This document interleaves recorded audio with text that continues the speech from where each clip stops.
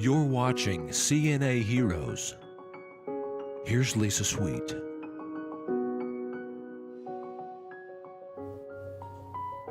Hi, welcome to another segment of CNA Heroes. I'm Lisa Sweet, co-founder of NACA. Let's take a moment to review what makes an act heroic.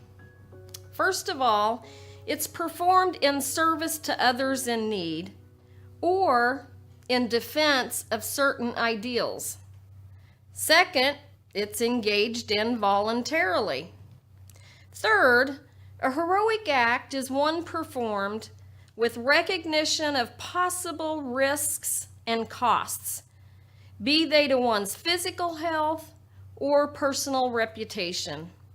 And finally, heroic acts are performed without external gain anticipated at the time of the act. Simply put, then, the key to heroism is a concern for other people in need, a concern to defend a moral cause, knowing there is a personal risk and done without expectation of reward. Today's CNA hero is a bit different. It's a CNA who remains anonymous. Let me explain. At a skilled nursing facility in Enid, Oklahoma last February, 2 CNAs were putting 2 male residents to bed for the night. The female CNA, I'm going to call her Jane, was working with one resident. Her co-worker, a male CNA, I'm going to call John, was working with the other resident. They were putting the men to bed for the night. The CNA Jane heard the resident CNA John was working with yelling that CNA John was hurting his ribs. CNA Jane explained to CNA John that the resident's ribs were sensitive and painful from a previous condition.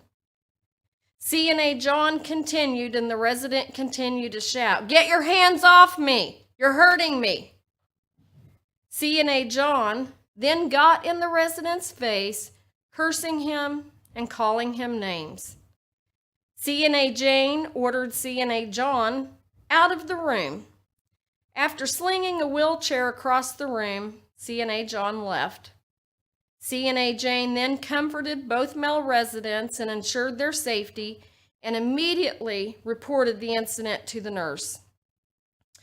Adult Protective Services and the Department of Health found the male CNA, CNA John, who I refused to even utter his name, they found him guilty on verbal and physical abuse.